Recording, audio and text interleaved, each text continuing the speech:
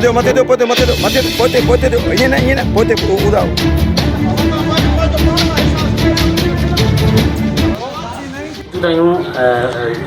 ज़िले मलीर जे union council चंदपारो में हिते बि सॼी सिंध जा लॉकडाउन जो सिलसिलो जारी आहे ऐं ॾिसूं था हिते जी अवाम लॉकडाउन खे कीअं थी ॾिसे ऐं अचोदनि सां हालत छा अचनि बारे में तक़रीबन 10-15 ॼणा बेरोज़गार थी विया आहिनि। असां त फाका कच्छी में अची रहिया आहियूं। हे जाम जेकी कई अथऊं त जेके वॾा वॾा माण्हू आहिनि असांजा त उहे त ज़ाहिर ई कोन्हनि। असां ग़रीबनि जी सार संभालण वारो को आहे ई कोन। बराए महिरबानी करे कुझु त असां ते रहम खाओ।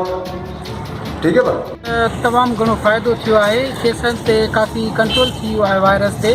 पर हिन लॉकडाउन में जेको ग़रीब अवाम आहे जेके आलण ऐं चाढ़ण वारा आहिनि उहे ॾाढो परेशान थिया आहिनि। सो इन जे लाइ असां ईअं चवंदासीं त हितां जा जेके मुखीर हज़रात आहिनि जेकी सरहदी वारा आहिनि उहे निकिरनि उहे हिननि जी मदद कनि। हितां जे अवाम जी जेके ग़रीब मज़दूर तबिके जा माण्हू आहिनि जेके वीचारा हींअर परेशान आहिनि उन्हनि खे घर राशन पुॼायो। हुननि जी हालत तमामु ख़राबु आहे। हिकिड़े वायरस मां असां जेकॾहिं पंहिंजो बचाव करे सघूं था त हीअ जेकी बुख विझी माण्हू मरंदा उन मां असां कीअं जान छॾाईंदासीं। इन जे लाइ इहो असां चवंदासीं त ग़रीबनि जी मदद कयो। हर तव्हां सभु निकिरो जेकी पंहिंजा सरहदी वारा आहियो। ईअं त हीउ लॉकडाउन करण सां को फ़ाइदा थिया आहिनि त मक़सदु आहे कोरोना वायरस खे कोई कंट्रोल में आयो आहे। मगर जेके रोज़ कमाईंदा ॾियारी कमाईंदा उहे बुख जी तमामु ख़राबु सूरत हाल आहे उन्हनि जी। ऐं जेके असांजा चेयरमैन ऐं काउंसलर आहिनि उहे गाइब आहिनि। उहे ॻोल्हे नथा लभनि। पहिरीं मक़सदु आहे जेके नज़र ईंदा हाणे त उहे नज़र ई न अची रहिया आहिनि। असां जीअं यूसी चंदपारो जा रहवासी आहियूं। असांजे यूसी चेयरमैन सतार जोखियो साहिबु ऐं डिस्ट्रिक्ट चेयरमैन अब्दुल वाहिद कलमती साहिबु उहे नज़र न अची रहिया आहिनि। ऐं नई कंहिं ग़रीब जे घर वञी कंहिंखे मक़सदु को साबुण को राशन कंहिं बि मक़सदु अवामी नुमाइंदे का सार न लधी आहे। असां गवर्नमेंट खां पुरज़ोर अपील था कयूं त ग़रीबनि जी सार लथी वञे न त मक़सदु आहे त हीअ कोरोना वायरस खां वधीक सूरत महांगो थी वियो आहे। माना माण्हू जेके परेशान आहिनि अटो जेको असांखे मिले पियो पहिरियां 1500 रुपया माना हाणे थी वियो आहे माना 1900 कुझु पैसा। इन जे करे आवाम माना परेशान आहे। माण्हू अचनि था मुंहिंजे चवनि था मूंखे लॉकडाउन थी वियो आहे इन जे करे सामान मूंखे खपे उधारो असांखे ॾिए। मां चवंदो आहे मुंहिंजी गुंजाइश ई न आहे मूंखां इहे सामान आहे इहो मां उधारो ॾियां ॿियो वरी मां किथां आणा। मुंहिंजी गुंजाइश न आहे मूंखे फ़िलहालु सामान मां न ॾींदुमि। माण्हू इन जे लाइ परेशान लॻा पिया आहिनि। मुंहिंजे ॾींहं में 5-6 चकर माण्हू अचनि था उधार जे लाइ। चवनि था त भई असां ग़रीबनि खे पहुचाईंदासीं। मज़दूर तमामु परेशान थी विया ॾियारी कमाए 2 किलो ॿारींदा वरी परेशानी आहे। ऐं इमदाद बि घणो जारी थियो आहे पर ॾेई न सघंदा न ॾींदा। ऐं जेका बीमार आहिनि उन्हनि खे सिहताब करण लाइ कोशिशि कनि बहितर कनि। असांजे हिन महले में जे अगरि 100 घर आहे त 5 माण्हू बि नज़रनि में नथा अचनि। असां तमामु एहतियात कयूं बीठा आहियूं। हुकूमत जे इख़्तिलाफ़ तौर सां उन मूड खे बरतरे बीठा आहियूं ऐं असां एहतराम था कयूं। पर हुकूमत खे असांजो इहो पैगाम आहे त ग़रीबनि जो सार संभाल रहनि। गगर फाटक हाजी जंगी खान ॻोठ फकीर फैज़ अली मंगसी।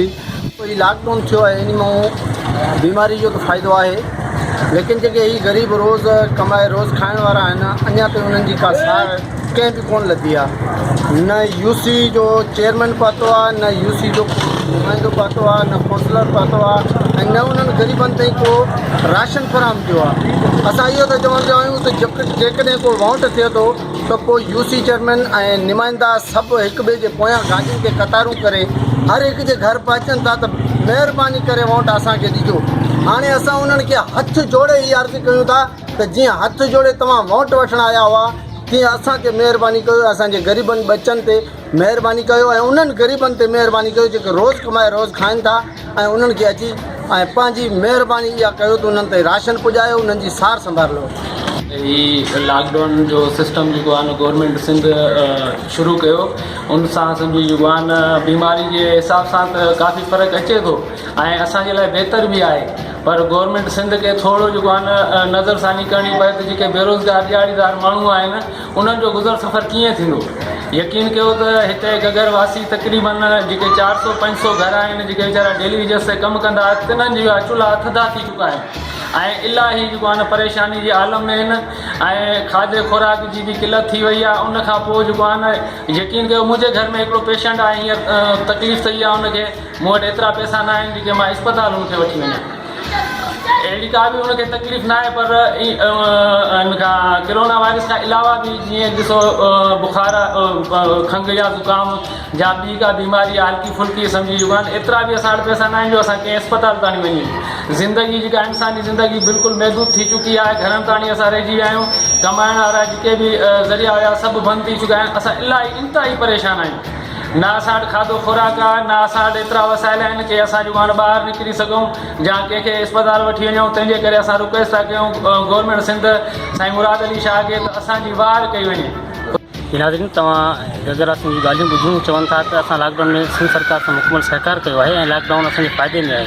लॉकडाउन जे करे इहो फ़ाइदो ज़रूरु थियो आहे त केसिस जेके नवां ईंदड़ केसिस हुआ कोरोना वायरस जा उहे घटिजी विया आहिनि।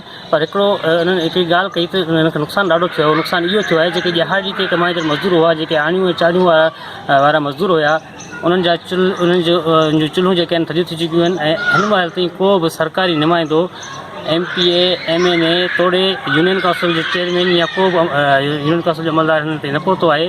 इन ॻाल्हि जी शिकायत ॾाढी कई ऐं हिननि इहो बि चयो त जेके ॾियारी वारा मज़दूर आहिनि, जेके मुख़्तलिफ़ दुकानूं रेढ़ा ऐं तगारी बेलचो या ॿिया मुख़्तलिफ़ फैक्ट्रियूं में कमु करण वारा मज़दूर आहिनि, उन्हनि जे घरनि जी सूरत हाल इंतिहाई ख़राबु थी चुकी आहे। तव्हां इहो बि सवेरे ॿुधो त हिकु पोइ इहा ॻाल्हि कई पई त उनजे घर जेको माण्हू बीमार आहे जंहिंजी दवा वठण लाइ उन्हनि पैसा न आहिनि। अहिड़ी सूरत हाल में सिंध जे वॾे वज़ीर सैयद मुराद अली शाह जेको ऐलान कयो आहे त 70 लख ख़ानदाननि खे 70 लख माण्हुनि खे 70 लख घरनि खे जेको इमदादी 3000 जो ऐलान कयो आहे उहे जल्द खां जल्द पहुचाइजनि त जीअं माण्हू इन वबा सां गॾु गॾु बुख सां बुड़ी सघनि। कैमरामैन ज़ाहिद ज़ोरानी सां गॾु जमशेद ज़ोरानी, सोच TV मलीर, कराची। सब्सक्राइब कयो हमारे पैनल चैनल सोच TV के बेल आइकन के दबाएं कदें भी न विसारिंदा। सब्सक्राइब करें आपके अपने चैनल सोच TV को और बेल आइकन पर क्लिक करना ना भूलें। Don't forget to subscribe our channel Soch TV and press the bell icon.